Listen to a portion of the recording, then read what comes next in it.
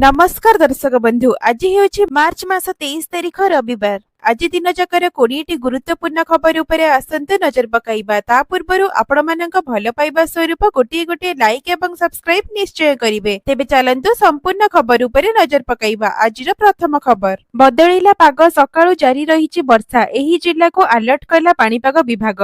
राज्य रे बदलिछि पागर मिजाज। सातीरु त्राही मिलिबा सहित वर्षा मध्य जारी रहिछि। तेबे आहुरी 2 दिन प्रबल वर्षिबा नै पाणीपाग विभाग पक्षरु पूर्वानुमान करा जाइछि। आसंता काली मध्य वर्षा रहिथिबा नै आंचलिक पाणीपाग विभाग निर्देशक मनोरमा महांती सूचना दैछन्ति। बंगोपसागररु आसुथिबा आर्द्र वायु पश्चिम दिगरु आसुथिबा शुष्क वायु सहित मिश्रण हेबा फलरे उत्तर ओडिसार किछि जिल्लारे कुआपथर वर्षा हेबो बोली पाणीपाग विभाग पक्षरु आकलन करा जाइछि। आसंता 24 घंटा पई कटक, ढेंकानाल, अनुगुल, जगतसिंहपुर, देवगढ़ और सुंदरगढ़ को ऑरेंज अलर्ट जारी करा जाइछि। एसबु अंचल रे कुआपथर सह बिजुली घड़घड़ी सह वर्षा हेबार मध्य संभावना रहिछि। अन्यपटे जाजपुर, भद्रक, बालेश्वर, केन्द्रापड़ा, मयूरभंज और केन्दुझर को येलो अलर्ट जारी करा जाइछि। तेबे आहुरी वर्षा हेबा नै पूर्वानुमान करा जाइथिबा बेले मत्स्यजीवी माननको समुद्र भितरको न जिबाको बारण करा जाइछि। परवर्ती खबर राज्य रे बदलिबा स्कूल पिलांक सिलेबस। प्रथम रु अष्टम श्रेणी पिलांकर हेबो नुआ पाठ्यक्रम। ए नै आज सूचना दैछन्ति विद्यालय और गणशिक्षा मंत्री नित्यानंद गंड। 2026 रु 27 शिक्षा वर्ष रे राज्य रे लागू हेबो नुआ सिलेबस। जातीय शिक्षा नीति बा एनईपी अनुसार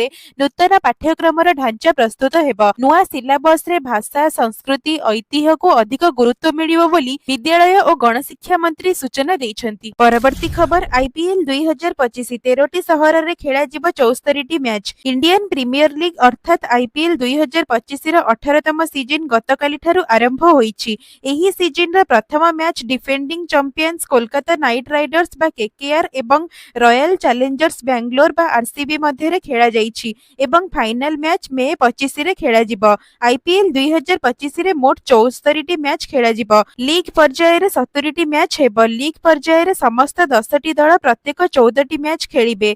आईपीएल 2025 रो समस्त मैच 13टी सहर रे खेला जिवो। सेगुड़िक हेला लखनऊ, हैदराबाद, दिल्ली, मुंबई, चेन्नई, अहमदाबाद, विशाखापट्टनम, गुवाहाटी, बेंगलोर, न्यू चंडीगढ़, जयपुर, कोलकाता एवं धर्मशाला रे खेला जिवो। परवर्ती खबर श्रीमंदिर रे महाप्रभुंकर बड़ महास्नान। किछि समय पई बंद हेला सर्वसाधारणक दर्शन। श्रीमंदिर रे बड़ महास्नान भीतर काठरे रक्त छिटा पड़िथिबारु होईछि महास्नान, जहा फଳରେ किछि समय पई सर्वसाधारण दर्शन बंद रहिथिला। ए नै श्रीमंदिर प्रशासन सूचना दैछन्ति। अवकाश नीति सरी बेस होउथिबा समय रे भीतर काठ निकटरे पड़ी जाइथिले पाणियापट सेवक तांको हातरे आघात लागि रक्तस्राव होइथिला। परंपरा मुताबक भीतर काठ निकटरे रक्त छिटा पड़िले महाप्रभुंकर महास्नान होइथाय। एणु सर्वसाधारण दर्शन बंद रहिथिला। महास्नान नीति संपूर्ण हेबा परे अन्यान्य नीति आगको बढ़िथिला। परवर्ती खबर खाता को खटाखट आसीबो सुभद्रा 15,000 टंका। आउ 8 दिन रहिला आवेदन। सुभद्रा योजना रे आसी सारिछि द्वितीय किस्ती टंका। राज्यर 1 कोटी रु अधिक महिलांक खाता को 5,000 टंका लेखाए पठाई सारिछन्ति राज्य सरकार। महिला दिवस रे अर्थात मार्च 8 तारिख रे खाता को आसिला सुभद्रा योजना टंका। प्रत्येक महिलांक खाता को आसी सारिछि 5,000 टंका। योग्य हिताधिकारी जेउ माने पूर्वरु प्रथम किस्ती पाई सारिछन्ति सेमानंको टंका मिलिछि। अंतर्जातीय महिला दिवस रे राज्य सरकार देइथिले बड़ उपहार। तेबे एहा पूर्वरु आवेदन समय सीमा को नै बड़ घोषणा करि सारिछन्ति उपमुख्यमंत्री प्रभाती परिडा। जेउ माने एजाय भी सुभद्रा पई आवेदन करि नाहंती सेमानंक पई गुरुत्वपूर्ण खबर। तेबे नुआ आवेदनकारींक पई मार्च 31 हेउछि शेष तारिख।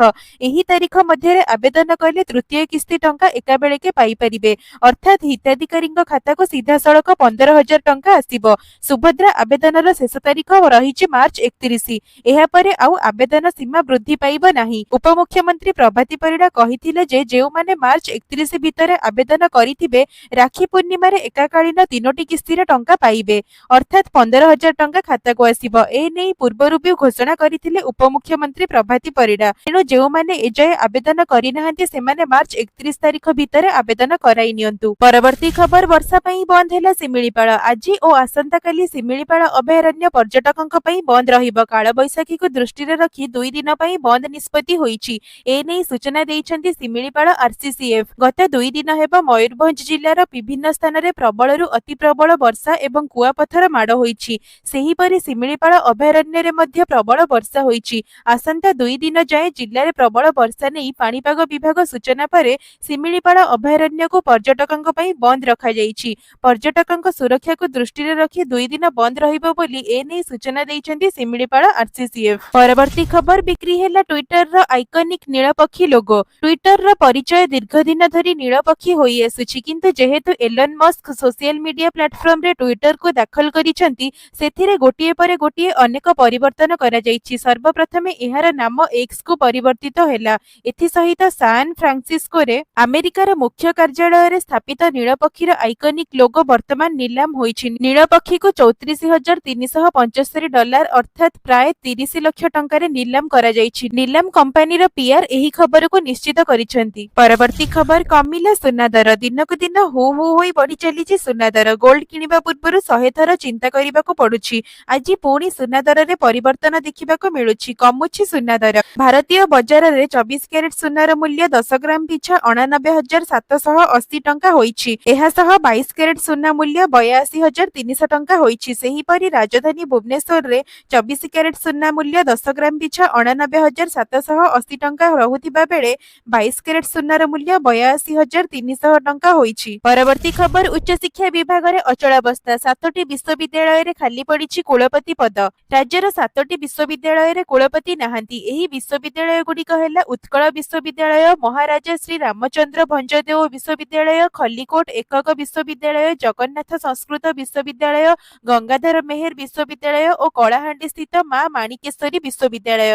ଦୀର୍ଘ ଦିନ ଧରି ଏହି କୁଳପତି ପଦବୀଗୁଡ଼ିକ ଖାଲି ପଡ଼ିଛି। କାମଚଳାରେ ପ୍ରଶାସନିକ କାର୍ଯ୍ୟଠାରୁ ନେଇ ଅନ୍ୟାନ୍ୟ ଶୈକ୍ଷିକ କାର୍ଯ୍ୟକ୍ରମ ଚାଲିଛି। ସେହିପରି ଉଚ୍ଚଶିକ୍ଷା ବିଭାଗ ଅଧୀନରେ 17ଟି ବିଶ୍ୱବିଦ୍ୟାଳୟରେ 1353 ଅଧ୍ୟାପକ ନାହାନ୍ତି। ଏଠାରେ ମଞ୍ଜୁରୀପ୍ରାପ୍ତ 2027ଟି ଅଧ୍ୟାପକ ପଦବୀ ଥିବା ବେଳେ ସେଥିମଧ୍ୟରୁ 674ଟି ପଦବୀରେ ଅଧ୍ୟାପକ ବା ଅଧ୍ୟାପିକା କାର୍ଯ୍ୟ କରୁଛନ୍ତି। ବିଶ୍ୱବିଦ୍ୟାଳୟର ବିଭିନ୍ନ ବିଭାଗରେ ମୋଟ 2879 ଅଣଶିକ୍ଷକ କର୍ମଚାରୀ ପଦବୀ ରହିଛି। ସେଥିମଧ୍ୟରୁ 798ଟି ପଦବୀ ପୂରଣ ଥିବା ବେଳେ 2081ଟି ପଦବୀ ଖାଲି ଅଛି। ପରବର୍ତ୍ତୀ ଖବର ପୋଷ୍ଟ ଅଫିସର ଏହି ଡିପୋଜିଟ୍ ସ୍କିମ୍ ଲୋକଙ୍କୁ କରିପାରେ ମାଲାମାଲ। ଯୁବକଙ୍କ ପାଇଁ ପାଲଟିଛି ଲାଭଦାୟକ। ଭାରତୀୟ ଡାକ ବିଭାଗର ଟାଇମ ଡିପୋଜିଟ୍ ବା ଟିଡି ସ୍କିମ୍ ନିବେଶକଙ୍କ ପାଇଁ ଏକ ସୁରକ୍ଷିତ ଓ ଲାଭଦାୟକ ବିକଳ୍ପ ହୋଇ ବାହାରିଛି। ଏହି ସ୍କିମ୍ ବ୍ୟାଙ୍କଗୁଡ଼ିକର ଫିକ୍ସଡ ଡିପୋଜିଟ୍ ବା ଏଫଡି ପରି କାମ କରିଥାଏ, କିନ୍ତୁ ଏଥିରେ ସୁଧ ଦର ଅଧିକ ଆକର୍ଷକ ରହିଥାଏ। ପୋଷ୍ଟ ଅଫିସର ଟିଡି ସ୍କିମ୍ରେ ନିବେଶକଙ୍କୁ 6.9%ରୁ ନେଇ 7.5% ଯାଏ ସୁଧ ମିଳିଥାଏ, ଯାହା ଏହି ବ୍ୟାଙ୍କର ଏଫଡିରୁ ଭଲ ହୋଇଥାଏ। ଏହି ସ୍କିମ୍ରେ ନିବେଶ କରାଯାଇଥିବା ପଇସା ସମ୍ପୂର୍ଣ୍ଣ ରୂପେ ସୁରକ୍ଷିତ, କାରଣ ଏହା ଭାରତ ସରକାରଙ୍କ ଅଧୀନରେ କାମ କରିଥାଏ। ପରବର୍ତ୍ତୀ ଖବର ଏବେ ଆଉ ବିଏସକେୱାଇ ନୁହେଁ, ଚାଲୁ ହେବ ଆୟୁଷ୍ମାନ ଭାରତ କାର୍ଡ। ମିଳିଲା କ୍ୟାବିନେଟ ମଞ୍ଜୁରୀ। ସମ୍ପୂର୍ଣ୍ଣ ରୂପେ ବନ୍ଦ ହୋଇଗଲା ବିଏସକେୱାଇ କାର୍ଡ। ଏଣିକି ଆୟୁଷ୍ମାନ ଭାରତ ଓ ଗୋପବନ୍ଧୁ ଜନ ଆରୋଗ୍ୟ ଯୋଜନାରେ ସୁବିଧା ପାଇବେ ଓଡ଼ିଶାବାସୀ। ଏହି ଯୋଜନା ମିଳିତ ଭାବେ ଲାଗୁ ହେବାକୁ ଯାଉଛି, ଆଉ ଏହାକୁ କ୍ୟାବିନେଟ ମଞ୍ଜୁରୀ ମଧ୍ୟ ମିଳିଛି। ଏନେଇ ଗୃହରେ ସୂଚନା ଦିଆଯାଇଛି। ରାଜ୍ୟ କ୍ୟାବିନେଟରେ 7ଟି ବିଭାଗର 10ଟି ପ୍ରସ୍ତାବ ଉପରେ ମୋହର ବାଜିଛି। ଆୟୁଷ୍ମାନ ଭାରତ ଓ ଗୋପବନ୍ଧୁ ଜନ ଆରୋଗ୍ୟ ଯୋଜନା ମିଳିତ ଭାବେ ଲାଗୁ ହୋଇଛି। ପୂର୍ବରୁ ରାଜ୍ୟରେ ଏହି ଯୋଜନା କାର୍ଯ୍ୟକାରୀ ହେବ ବୋଲି ଯୋଜନା ସରିଥିଲା, କେବଳ କ୍ୟାବିନେଟ ମଞ୍ଜୁରୀକୁ ଅପେକ୍ଷା ଥିଲା। ପରବର୍ତ୍ତୀ ଖବର ବନ୍ଦ ହେବ ନାହିଁ ବ୍ୟାଙ୍କ, ସ୍ଥଗିତ ରହିଲା 2 ଦିନିଆ ବ୍ୟାଙ୍କ ଧର୍ମଘଟ। 24 ଓ 25ରେ ହେବାକୁ ଥିବା ବ୍ୟାଙ୍କ ଧର୍ମଘଟ ସ୍ଥଗିତ ରହିଲା। ବ୍ୟାଙ୍କ ସଂଘର ଦାବିକୁ ଶୁଣିବାକୁ ସରକାର ରାଜି ହୋଇଛନ୍ତି ବୋଲି ବ୍ୟାଙ୍କ ଧର୍ମଘଟ ବନ୍ଦ ରଖାଗଲା। 2 ମାସ ଭିତରେ ଦାବି ବିଚାର ନେଇ ପ୍ରତିଶ୍ରୁତି ମିଳିଛି ବୋଲି ସଂଘ କହିଛି। ଦାବି ଶୁଣିବାକୁ ପ୍ରତିଶ୍ରୁତି ପରେ ବ୍ୟାଙ୍କ ଧର୍ମଘଟ ସ୍ଥଗିତ କରାଯାଇଛି। United forum of bank union ଏହି ବନ୍ଦ ଡାକରା ଦେଇଥିଲେ। ମୋଟ 9ଟି ଦାବି ନେଇ ଏହି ଧର୍ମଘଟ ପ୍ରସ୍ତୁତ କରିବା ପାଇଁ United forum of bank union ବର୍ତ୍ତମାନ ପଦକ୍ଷେପ ନେଇଛି। ପରବର୍ତ୍ତୀ ଖବର ଏପ୍ରିଲ 1ରୁ ବନ୍ଦ ପଡ଼ିଥିବା ମୋବାଇଲ ନମ୍ବରରେ କାମ କରିବନି ୟୁପିଆଇ। ବ୍ୟାଙ୍କରେ ଲିଙ୍କ ଥିବା ଆପଣଙ୍କ ମୋବାଇଲ ନମ୍ବର ଦୀର୍ଘ ଦିନ ହେଲା ବନ୍ଦ ପଡ଼ିଛି କି? ତେବେ ତୁରନ୍ତ ରିଚାର୍ଜ କରି ଆକ୍ଟିଭ କରିନିଅନ୍ତୁ। नहेले आपण एही नंबरରୁ ଆଉ यूपीआई ट्रांजैक्शन करिपरिबे नाही। एप्रिल 1 तारिख ठारू पेमेंट सर्विस सहित जड़ित एही नियम लागू हेबाकु जाउछि। एही नुआ नियम रे जदि आपणक मोबाइल नंबर बैंक अकाउंट सहित जड़ित अछि आउ एहा दीर्घ दिन हेला बंद पड़िछि तेबे एही नंबरରୁ यूपीआई सेवा हटाई दिया जिवो। एही नुआ नियम विशेष करी सेमानकु प्रभावित करिवो जेउ ग्राहक मानकर बैंक अकाउंट रे बहु पुराना और बंद थिबा मोबाइल नंबर लिंक होइछि। परवर्ती खबर आसंता 24 रे ओडिशा आसुछंती राष्ट्रपति द्रौपदी मुर्मू। ट्राफिक कटकणा जारी कला कमिशनरेट पुलिस। आसंता 24 रे ओडिशा आसुछंती राष्ट्रपति द्रौपदी मुर्मू। 2 दिनिया ओडिशा गस्तरे आसुछंती राष्ट्रपति। ए नै सुरक्षा दृष्टिरु ट्राफिक कटकणा जारी कला कमिशनरेट पुलिस। 24 अपराह्न 5:25 रु संध्या 6:05 जाए कटकणा।